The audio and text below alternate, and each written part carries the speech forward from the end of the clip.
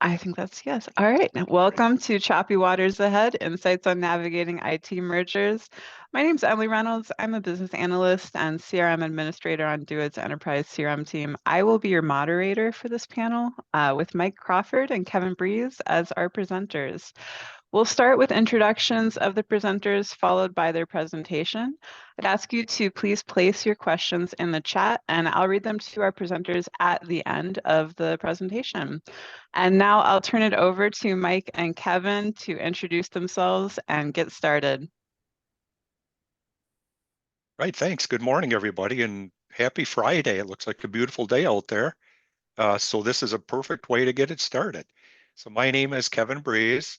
I've been in the IT world for about 38 years now, so I've seen a lot of different things, but certainly not everything. First 27 years, I was more on the application development side of the world, including, a number of years as manager of application development and support teams, project management, et cetera. I've been on campus for the last 11 years in various director and manager roles. Somewhere along those 38 years, I decided I wanted to learn more about the business side of things. So I did go back to school for my bachelor's in business administration and then my MBA. So, along with Mike, we're going to talk about, the IT mergers we went through on campus here. So currently I started at the union, but I'm currently at DoIT's departmental support, and I manage the technical services and field services teams, approximately 14 full-time staff and a handful of students. So Mike. All right, thanks, Kevin. And once again, good morning, everybody. My name is Mike Crawford, and I've been on campus since 2001. So that makes this about 23 years. And I have a student affairs background. So my career first started, I went to grad school at the University of Dayton. And so that brought me to UW-Oshkosh, where I worked for 5 years in residence life. And then after that, I came to UW-Madison, working for university housing for 19 years. Even in student affairs, technology was a passion of mine. And I always incorporated it into my job, as we've seen such amazing evolution and change in technology during the last 30 years, really. And so I came to Madison, worked for housing, like I said, for 19 years. 8 of those years that's when I officially joined IT, was in 2012, where I oversaw the housing help desk. And then because of merger number one, which we'll talk about later, is I worked for Ames. I became their help desk manager. They had a full-time staff team of 11. And then merger number two happened, and now I'm with DoIT as a level 2 manager. One thing I take great pride on is that I'm a dedicated servant leader. So I really focus in honing the skills and characteristics that make a servant leader impactful in terms of active listening, empathy, empowerment, adaptability, and optimism. So it's great to be here.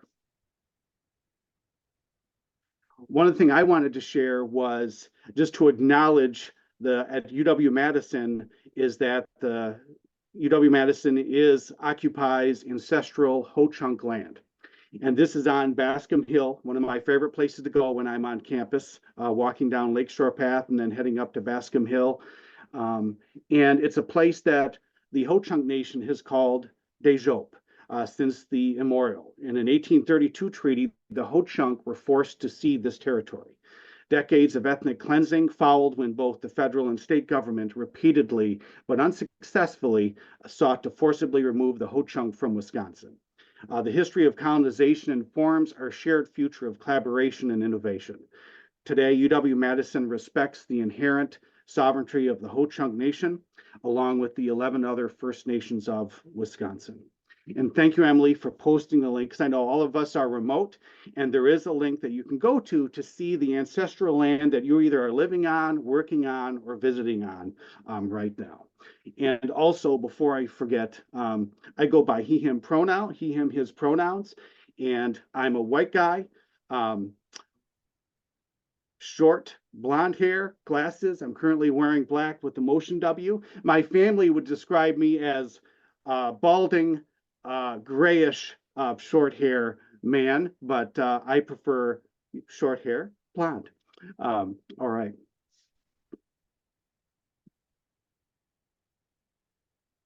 Okay, Kevin is going to give an overview of our session today. All right, and I didn't describe myself. I go by he, him pronouns. I have short grayish hair, glasses, and I'm wearing a navy blue Under Armour polo. So here's a quick high-level session outline on what we're going to talk about today. We've got a timeline we're going to talk about some IT mergers where the IT services merged from a local support model to a more campus support model. So we'll talk about the timeline. Mike and I will each give you just a little high-level talk on our stories and how we got to where we're at and what we went through. We'll talk about some challenges that we've learned. We'll provide some of the successes that we've seen. And we have some tips and suggestions. If this is something that you go through in the future, IT groups are combining all over the place. So there might be something in here worthwhile. We have time for some Q&A, and we have a slide with some resources. And again, if questions come into the chat, we will have time at the end of our presentation to go through those. And if we don't get to them all, we can reply afterwards via email.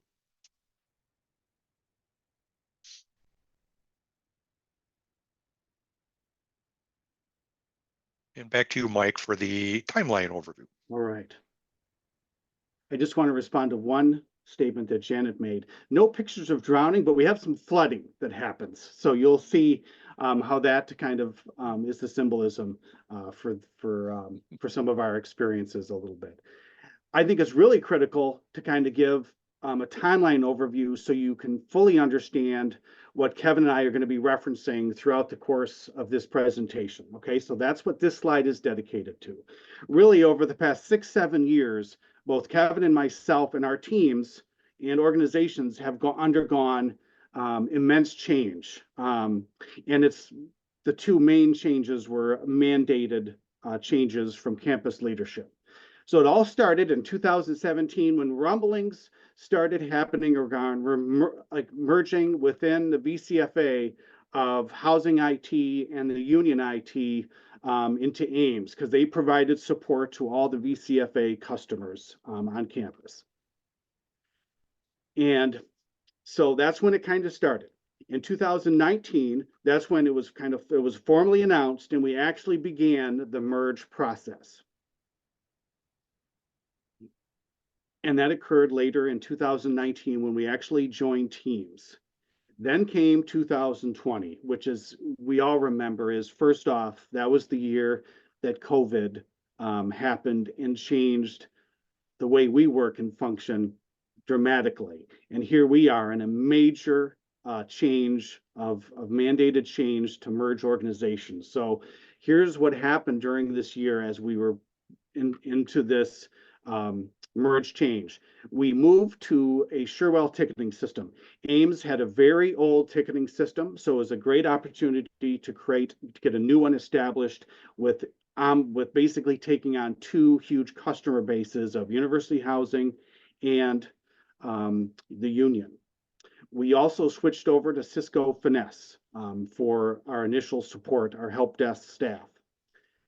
Housing and union customers were then supported in 2020. So their local IT departments no longer supported them.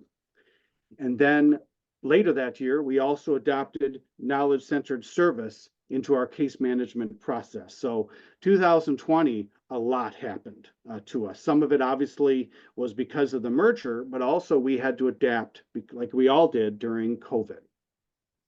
In 2021, it kind of came out of the blue, which we'll talk about, is that it was announced that AIMS was going to be merged with DoIT. And then after that, there was a year, because I think it was so sudden and there was really not a lot of initial planning, it took a year before anything really happened.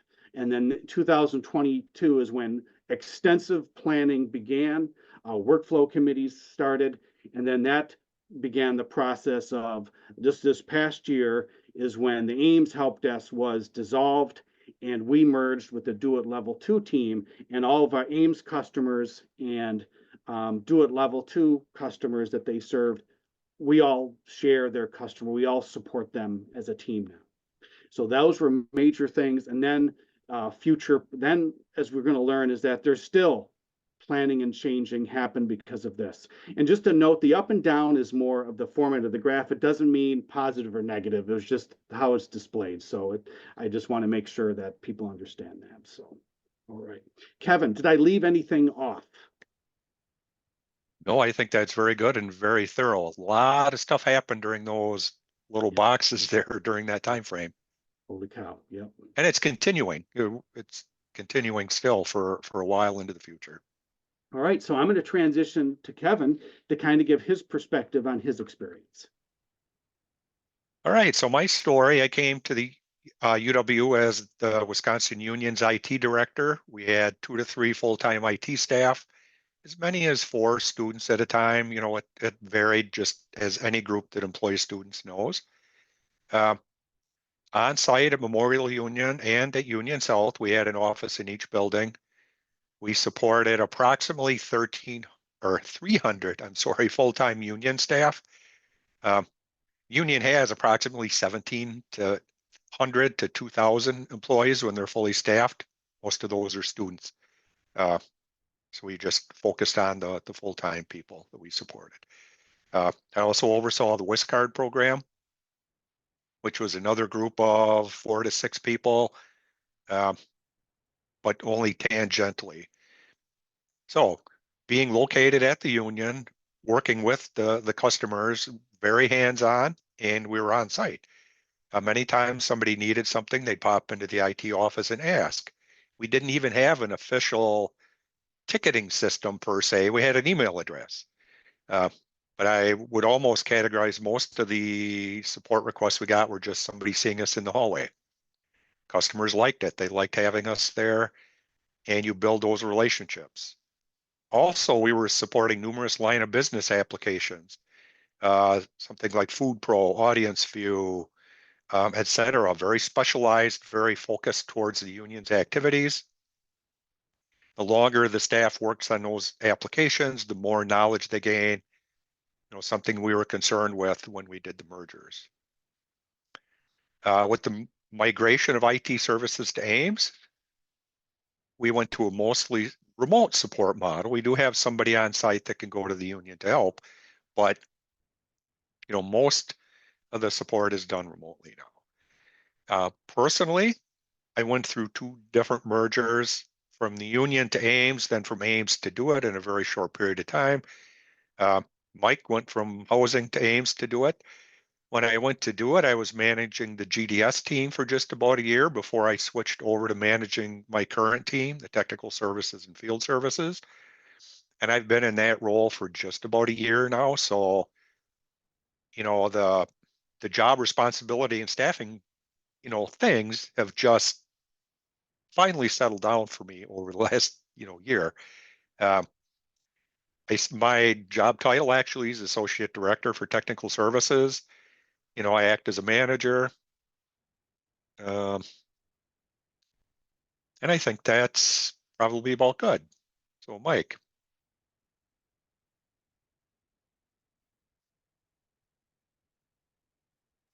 All right, some of these I touched on. So my career here at Madison started with University Housing, and I was there for 19 years.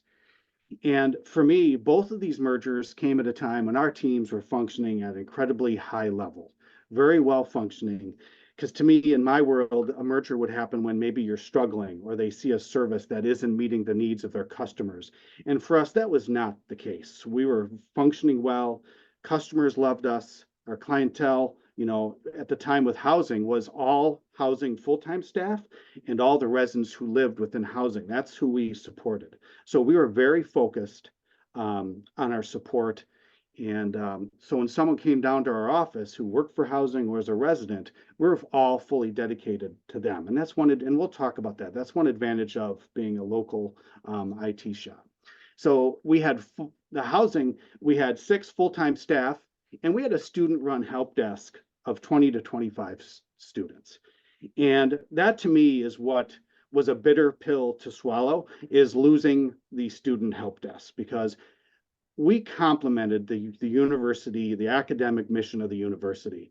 Our students, this was a level 1 and level 2 help desk. Our students were amazing, as anybody who works with students can attest to. They bring innovation, they bring creativity, they bring energy to your department. And we provided just great amounts of responsibilities to them. And so it was just disappointing. And we were incredibly cost effective. So when mergers happen and say, the long run, we're going to save money, is that, our help desk was incredibly cost effective, the way it was running, the way it worked. And so that's one of the more disappointing items for me. Especially, I illustrate that I have a student affairs background. It was a dream job for me. I was working in IT, working with technology, and I was working directly with students. It just didn't get any better than that. With Ames, I oversaw a staff of 11 full-time staff members, and during the time with them is that we guided the team through COVID-19. We modified, as Kevin mentioned, we had to adapt to a hybrid remote work because we had some clientele, just like you all, that were able to work fully remote, and some that could not, because housing is one example that they could never go fully remote with the type of services they have. They have to be they have to be on campus to help with the student experience. And the second to last bullet is that for me, just reflecting on these experiences, it really helped me see how important local IT can be and some of the benefits, which we'll talk about a little later and probably will come into questions. How I feel is that how can local IT better advocate for itself when in a time of when IT mergers are happening on campus. And then the final thing is, for me, I take leadership very serious. I am a leader to my team. I'm a leader to my organization. And when you see campus leadership do mergers like this, they're leading in a way that's not how I want to lead. I want to empower the people around me. I want to be creative. I want to be innovative. I want to be a consensus builder. And that's not the type, when you have a merger like that, those are not the qualities you see. You'll see that later on, but why can't they role model the type of qualities of leaders I know they want us to be? Because if I made decisions like that with my team, I would not be a respected leader. Okay. So I think, to me, it's just balancing on the type of leader I want to be to the type of leadership that has impacted my career as well. So, all right. Okay, so we're going to talk about our challenges first. And so I get the first one here. So one of the challenges we had and we'll try to illustrate when it's one or both mergers, and that is providing same level of service. This was mentioned very much during the Ames merger and also during the DeWitt merger, but not as much.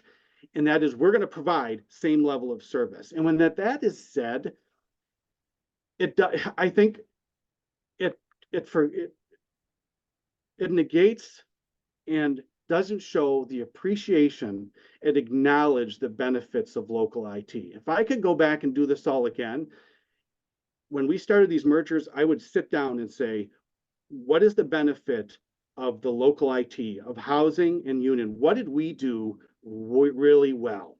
And what does central IT do really well? And let's talk about this, because I really think that central IT cannot always provide same level of service. And I'm going to give you an example. With housing IT, we were located in the central part of Lakeshore in Swenson Hall. We are the basement office area. Within 500 feet, and if you're a golfer, par 5, or a disc golfer, par 5, okay? Within that range of 500 yards, 2/3 of housing staff were within our reach. About half of the resident population was within our reach. That's a convenience level of service that is amazing and allowed us to be incredibly efficient with our customers. Central IT can't always do that. And I think it's okay to acknowledge that. So and the whole aspect of same level of service puts a lot of undue pressure on the new team that's been informed. So that's just something to be aware of. So our advice would be, how about we call it similar level of service? Because I think that would take the pressure off the new teams that is formed, and just provide more realistic expectations of that. Okay, so that's just one example. Okay, Kevin, you're up next. Yeah, everyone handles change differently. So an example that I would give here is none of my union IT staff made it to Ames. I had two at the time. One of them left the university, went to a different position, and the other person took a job within the union that was outside of the IT world. Uh, Also, with the changes, people were concerned about their jobs and their job titles. Luckily there were no layoffs, there were no job title changes. That was communicated up front. But I was merged out of my job twice when I was in the private sector back in the late 80s and 90s due to mergers. So that was on the forefront of everyone's mind. On top of this, the Ames team was located in the Wharf building on the far west side of campus. Beautiful building, plenty of parking. Part of the change was moving from the Wharf building to the Middleton building, where everybody's together. Parking isn't as easy to come by. It was just more change on top of the change we already have. Although I do have to say it wasn't really related to our merger with Do It. They were renovating the floor and asked us to leave. But again, it was just almost people felt like it was piling on. Yep. Like, And just to do a time check, Kevin, we're going to need to have to speed things up a yep. little bit. So number 3 is that this one, there are staff who are impacted more than others. Like, for example, both mergers really focus on the help desk staff first. Those were my teams. And then Kevin was part of he was impacted during the Do It merger at first. But that's just one thing that was definitely a challenge because it did sometimes feel targeted. So you're next, Kevin. Yep, the rationale for the mergers wasn't always explained well. The example I'll give here is when it was announced that Union IT services were moving to Ames for IT service consolidation. The first question we asked was, well, why do Ames and Do It operate separately? Why aren't they one organization? I guess we foresaw the future a little bit there because that's where we did end up, but it wasn't explained well during that initial merger. Yeah, and Kevin, I'm going to go ahead and knock out 5 and 6 if that's Sure. okay, Yep. because we're still not done. We are in an industry that always changes. So now we have what I would say self-inflicted change because of a merger, and so we're still not done. And so there definitely is a fear for change fatigue for our teams. It's getting to a point where we have to be very much aware of how much we're putting on our teams. Now, for successes, I think some things that worked really well for us is having initiative that impacted all of staff. And this is something we'll see in another slide for tips, and such as we implemented when we merged to Ames. Ames switched over to a new ticketing system. It was Sherwell, and we all had to learn it. We all had to create workflows for it, and that involved everybody. We also did a combined book read that involved everybody. So that allowed that. I thought that was incredibly helpful because everybody was involved with the change. Yep. Well, philosophy of identifying, adopting best practices of both organizations. This was a big one for our teams because Ames practices were analyzed, Do It practices were analyzed, and we picked the best of both worlds. We followed through on that and we implemented that, and that was a huge success from the staff perspective as well. Obviously, well-defined goals and outcomes were really helpful in that once we were in the planning stages, we were able to help with define goals and outcomes, especially when we converted over to knowledge-centered services. We had very specific goals that we wanted to do, and we were able to reach them. And of course, project managers. We couldn't have done this as smoothly without the project managers. Eric Phillips for the housing and union transition to Ames, and then Jesse Henderson on the transition to Do It. And she is still helping us in numerous ways as we're moving forward. Yep.